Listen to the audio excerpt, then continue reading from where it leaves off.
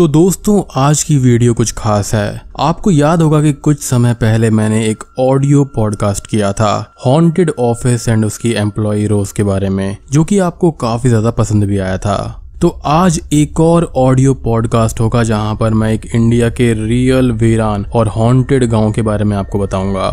And ये कहानी मुझे मेरे पर्सनल फेवरेट ऐप प्रतिलिपि पर मिली है, जहां पर आप इस प्रकार की हजारों लाखों कहानियां पढ़ सकते हैं। प्रतिलिपि पे आपको देश भर के बेस्ट ऑथर्स की कहानियां मिलेंगी एंड सबसे बड़ी बात यह है कि ये ऐप बिल्कुल फ्री है एंड इनकी एक वेबसाइट भी है जो कि काफी बढ़िया है। अब जैसे कि मुझे हॉरर कहानियां पसंद है तो आपको यहाँ पर ढेर सारी हॉरर स्टोरीज मिल जाएंगी। इस प्लेटफॉर्म पर 50 लाख से ज्यादा कहानियां अवेलेबल हैं, 12 लैंग्वेजेस भी हैं एंड यहाँ पर आपको ढेर सारे जॉनरास भी मिल जाएंगे। और अगर आपको किसी और तरह के जॉनरा की स्टोरी में इंटरेस्ट है तो आप वो भी रीड कर सकते हैं। सो मेरी तरफ से ये ऐप हाईली रिकमेंडेड है एंड मैं काफी टाइम से इसको यूज भी कर रहा हूँ। तो आपको अब से न्यू पॉडकास्ट एंड स्टोरीज देखने को मिलती रहेंगी मेरे चैनल पर। तो देर किस बात की है, डिस्क्रिप्शन में दिए गए लिंक से डाउनलोड कीजिए और लाभ उठाइए। तो चलिए अब बिना किसी देरी के चलते हैं सीधा वीडियो की तरफ।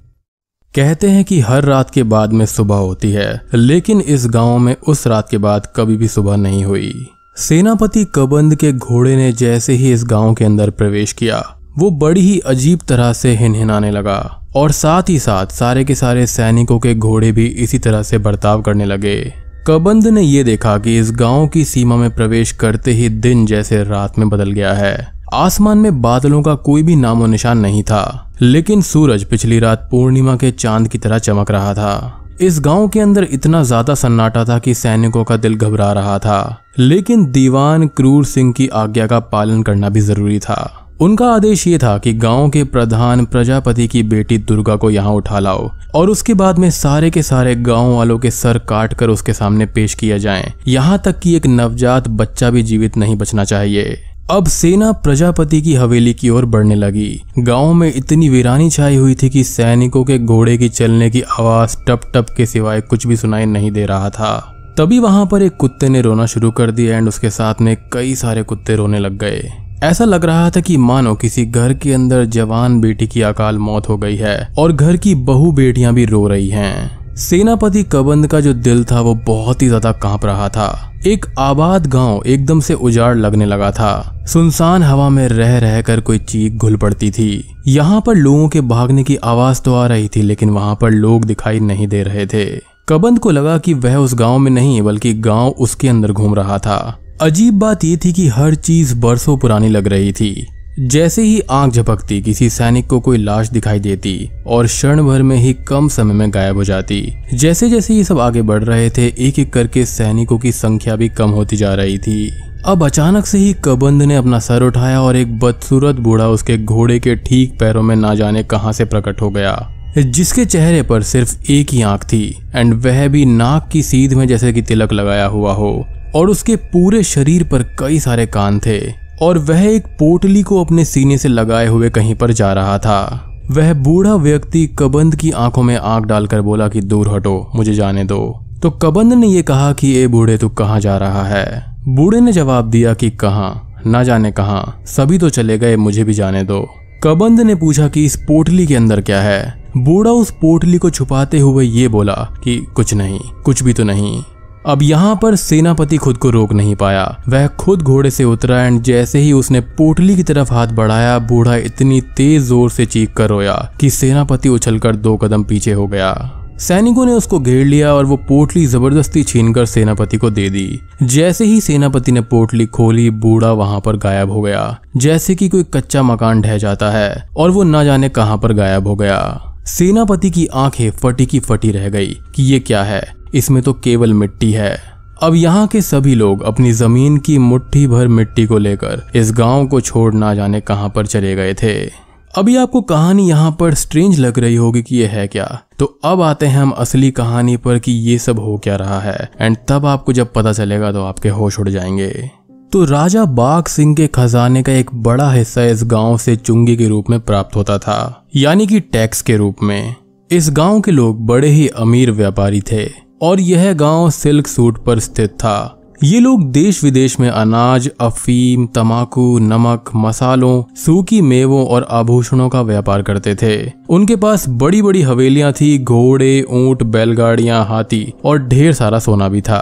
और यहाँ पर था वह शिव मंदिर जहाँ पर राजा बाघ सिंह के दीवान क्रूर सिंह की रातों की नींद उड़ गई थी। दीवान की जिंदगी को बदलकर रख देने वाला वह पल था जब एक बार इस गांव के प्रधान प्रजापति के निवेदन पर दीवान क्रूर सिंह मंदिर में होने वाले विशेष यज्ञ में आया था। अब यज्ञ के शुभ आरंभ के लिए कलश स्थापित करती हुई इस जवान कन्या को देखकर दीवान का ईमान डोल गया।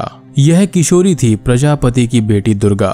दुर्गा की सुंदरता दीवान की आंखों में चढ़ गई एंड वो 16 साल की कन्या को पाने के लिए व्याकुल हो उठा, जिसके समान उसकी खुद की बेटी भी थी। वासना ने दीवान को अंधा कर दिया था। अब आशीर्वाद देने के बहाने दीवान ने उस बालिका से शादी के लिए पूछा, जिसे दुर्गा ने तुरंत ही ठुकरा दिया। दीवान यहाँ पर पागल हो उठा, लेकिन उसने धैर्य से काम लेने का सोचा। बड़े ही अच्छे शब्दों में उसने गांव के प्रधान से बेटी दुर्गा का हाथ मांगा। प्रजापति ने अपनी पगड़ी दीवान के चरणों में रखते हुए ये कहा कि हुकुम, आप हमारी जान मांग लीजिए, हम देने में संकोच नहीं करेंगे। आप हमारे दीवान साहिब हैं। दीवान का कर्तव्य होता है सियासत की रक्षा करना। हमारी बेटियां आपके लिए बेटी समान होनी चाहिए। क्या आप अपनी बेटी अन्नपूर्णा की शादी करना चाहेंगे बाप के समान उम्र के किसी आदमी से? अब यहाँ पर दीवान बिल्कुल ही तिलमिला उठा। उसने प्रजापति को बोला कि चुप कर मूर्ख बूढ़े, मैं चाहूँ तो अभी तुम्हारी बेटी को तुम्हारी आंखों के सामने उठा ले जा सकता हूँ, लेकिन मैं तुम्हें मोहलत देता हूँ। अगली पूर्णिमा की रात तक दुर्गा मुझे मेरी हवेली में चाहिए, नहीं तो तुम और तुम्हारा ये गांव अगली सुबह नहीं देख पाएगा। दुर्गा को तुम्हें पाकर रहूंगा, चाहे कुछ भी हो जाए। दीवान क्रूर सिंह प्रजापति की पगड़ी को ठोकर मारकर चला गया। अब दीवान ने गांव वालों पर टैक्स कई गुना बढ़ा दिया। लोग यहाँ पर टैक्स चुकाने को तैयार थे, भले ही आर्थिक रूप से उनकी कमर टूट जाने वाली थी, लेकिन वो अपनी बेटी का सौदा हरगिज नहीं कर सकते थे।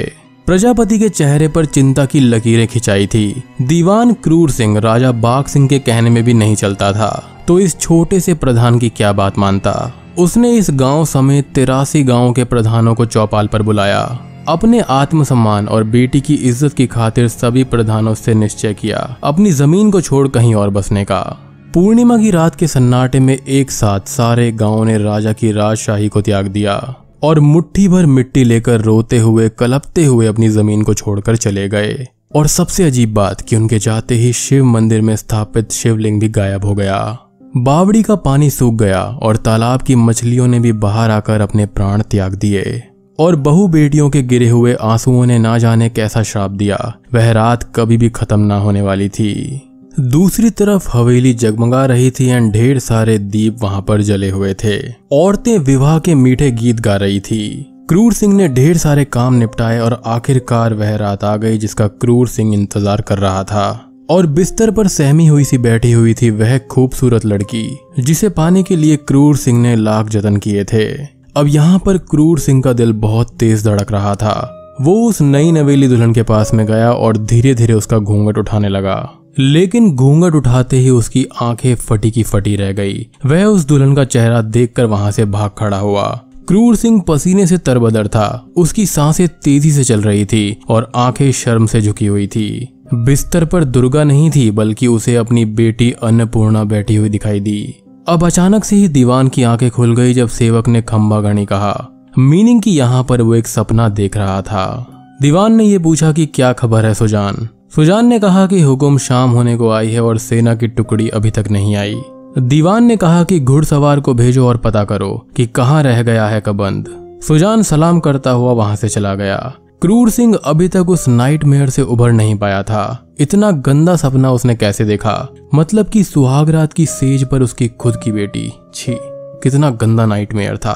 अब यहाँ पर होता यह है कि अगली सुबह तक भी सेना की टुकड़ी वापस नहीं आती, और ये तो हम जान ही गए हैं कि उनके साथ में क्या हुआ होगा, क्योंकि सेना की टुकड़ी उस गांव में एक एक करके कम होती जा रही थी।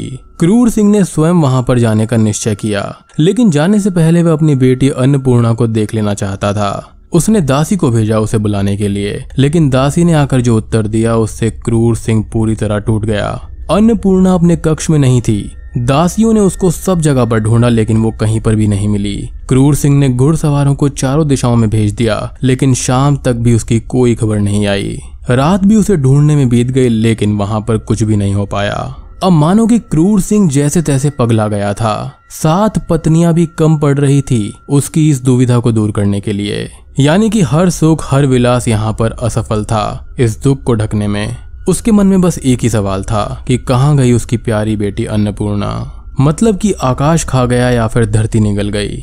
अब यहाँ पर सभी ने हिम्मत हार ली। अन्नपूर्णा का कोई भी नामो निशान नहीं मिल रहा था। आखिर में क्रूर सिंह अपने उस गुरु की शरण में जाता है जिसे उसने अपनी हवेली से धक्के मारकर बाहर निकलवा दिया था, केवल इसलिए कि गुरु ने अपने कर्तव्य निभाते हुए उसे सही मार्ग दिखाने की चेष्टा करी थी और सलाह दी थी कि उसे कुंवारी कन्याओं का पीछा छोड़ देना चाहिए। अब बिना बताए हुए ही गुरु व्योमानंद सब कुछ समझ चुके थे। वो ये बोलते हैं कि मुझे पता है कि अन्नपूर्णा कहाँ पर है। दीवान बोलता है कि जल्दी बताइए गुरुवर, मैं आपके पैर पकड़ता हूँ। उनका ये कहना था कि तुम नहीं समझ पाओगे, वो यहीं पर है, हमारे ही आसपास, इसी समय में है, लेकिन उसकी सृष्टि बदल गई है।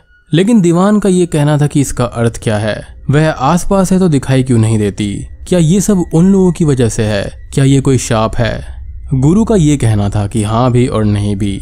यदि तुम इसको श्राप समझते हो तो यह श्राप है। वह नहीं दिखाई देगी, तुम्हारी गलतियों की सजा वह भुगत रही है। दुनिया केवल वह नहीं है जो हमको दिखाई देती है, यहाँ पर एक दूसरे के अंदर ही अनंत ब्रह्मांड है। तुम इस दुनिया में कुछ हो और अन्नपूर्णा वह किसी हालत में पसंद नहीं करती। उसे तुम्हारा वह रूप चाहिए जो कि एक अच्छे पिता का होना चाहिए। तुम इस दुनिया में एक निर्दयी, दुष्ट और अत्याचारी व्यक्ति हो। वह उस दुनिया की तलाश कर रही थी जहाँ पर तुम एक अच्छे इंसान हो सकते थे। शायद उसने वही दुनिया खोज ली है, बट अभी भी दीवान को कुछ भी समझ में नहीं आता। तो गुरु का यहाँ पर यह कहना था कि तुम समझ भी नहीं पाओगे। सोचो कि तुमने प्यास पहली बार देखी है, जब तक तुम उसे नहीं खोलोगे तुम नहीं जान पाओगे कि वह एक होकर भी एक नहीं है। वहां पर कितनी सारी लेयर्स हैं।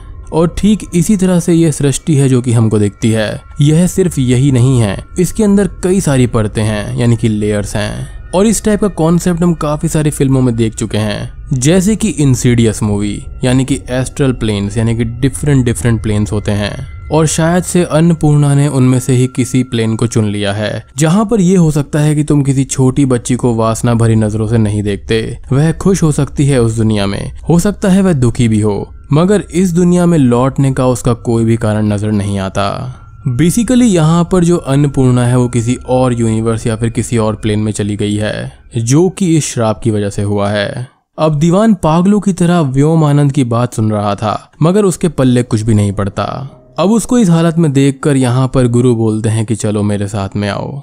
दीवान क्रूर सिंह यहाँ पर उनका पीछा करता है और वो जल्दी ही समझ गया, क्योंकि वो रास्ता उसी गांव की तरफ जा रहा था। अब गांव में एंटर करते ही क्रूर सिंह का सर चकरा गया। गांव से बाहर दिन था, लेकिन गांव के अंदर रात। चांद भी वही है पूर्णमासी का। गांव वीरान होकर भी वीरान नहीं लग रहा था। सभी गांव वाले दीवान के डर से गांव छोड़कर जा चुके थे, लेकिन ऐसा लग रहा था कि कोई साथ चल रहा है, कदम से कदम मिलाते हुए। अचानक से किसी के खिलखिलाने की आवाज आती है। कभी प्रतीत होता है कि बच्चे खेल रहे हैं। अब दीवान ने नदी के अंदर देखा तो उसको अन्नपूर्णा की लाश तैरती हुई नजर आई। दीवान भागते हुए नीचे उतरा, लेकिन वहां पर कुछ भी नहीं था। अब वो जाने के लिए वापस मुड़ा, लेकिन उसके सामने वही बूढ़ा खड़ा था, जिसकी एक आंख थी एंड नाक के ठीक ऊपर कई सारे कान भी थे। क्रूर सिंह उसको एकटक देखता रहा। सीढ़ियों के ऊपर गुरुदेव व्योमानंद बोले, देखो इसे, ध्यान से देखो।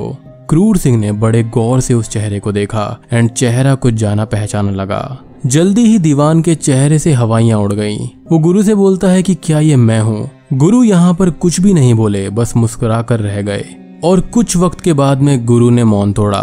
हो सकता है तुम्हारा यह रूप अन्नपूर्णा को ज्यादा पसंद हो। इसकी एक आंख और कई सारे कान, ऐसा क्यों? तो इसका भी यहाँ पर एक डीप मीनिंग है दोस्तों। तो यहाँ पर उसकी एक आंख ये बताती है कि उसको सभी की बहन बेटियों को एक ही नजर से देखना चाहिए, जैसे कि वो अपनी बहन और बेटी को देखता है। और कई सारे कान ये बताते हैं कि उसको बहन बेटियों की बातें सुननी चाहिए और उनकी प्रॉब्लम सॉल्व करनी चाहिए। यानी कि यहाँ पर सीक्रेट रिवील हो रहा था। और जल्दी ही वो उस हवेली के बाहर में आ जाते हैं, जहाँ पर व्योमानंद ये कहता है कि यहाँ पर है तुम्हारी बेटी। दीवान ने देखा कि यह तो प्रधान प्रजापति का घर था। क्रूर सिंह ने कई बार पुकारा, बेटी, पुत्री, लाडली, अन्नपूर्णा, और जल्दी ही हवेली का दरवाजा खुला। तेज रोशनी से दीवान की आंखें चौंधिया गई। उसे एक परछाई नजर आई। वो उसकी ओर तेजी से भागा और उसने अपनी बाहें फैला दी कि बेटी, मेरी लाडली पुत्री। परछाई के पास जाते ही उसका मुंह खुला का खुला रह गया, आंखें आंसुओं से भर आई और वो एकदम से अपने घुटनों के बल बैठ गया। उसने कहा कि मुझे माफ कर दो, मुझे माफ कर दो मेरी बेटी। गुरु के होठों पर मुस्कान फैलाई। यह परछाई प्रधान की बेटी दुर्गा की थी, जिसके चरणों में बैठा था क्रूर सिंह, जिसने एक समय में उसके सामने शादी का प्रस्ताव रखा था और उसको वासना भरी नजरों से देखा था। क्रूर सिंह उसके सामने फूट फूट कर रोने लगा और देखते ही देखते वो परछाई गायब हो गई। अब क्रूर सिंह रोते हुए इस गांव से लौटा। वहां पर जो श्राप था वो तो लग चुका था। अन्नपूर्णा तो नहीं मिली, लेकिन उसके दिल का बोझ दुर्गा से माफी मांगने के बाद में उतर गया था। अब जैसे ही उसने गांव को थोड़ा सा पार किया, वहां पर कुछ कदम आगे बढ़ते ही पीछे से किसी ने पुकारा कि पिताजी। उसने खुश होकर पीछे देखा और गांव की सीमा के अंदर दुर्गा खड़ी हुई थी। उसने अपने हाथ फैलाए हुए थे गले लगने के लिए और वह अचानक से ही क्रूर सिंह की ओर भागने लगी। क्रूर सिंह इस चीज को देखता ही रह गया एंड जैसे ही उस गांव की सीमा पार हुई, भागती हुई दुर्गा अन्नपूर्णा में बदल गई। तो दोस्तों, ये थी कुलधारा शापित गांव से जुड़ी हुई एक कहानी, जिसको विनोद कुमार दवे ने लिखा हुआ है और इस कहानी का लिंक भी मैं आपको डिस्क्रिप्शन में दे दूंगा, तो आप जाकर जरूर चेकआउट करना। तो दोस्तों, उम्मीद करता हूँ कि आपको ये पॉडकास्ट पसंद आया होगा और ये कहानी अपने आप में ही इजीली समझने वाली है। तो मैं उम्मीद करता हूँ कि यहाँ पर आपको कोई भी डाउट्स नहीं होंगे और ऐसी ही इंटरेस्टिंग कहानियों को पढ़ने के लिए प्रतिलिपि ऐप को डाउनलोड जरूर करना। Link is in the description. तो वीडियो पसंद आई हो तो लाइक कर देना, चैनल पर नए हैं तो सब्सक्राइब कर दीजिए। तो मैं आप सबको मिलता हूँ अगली वीडियो के साथ में, तब तक के लिए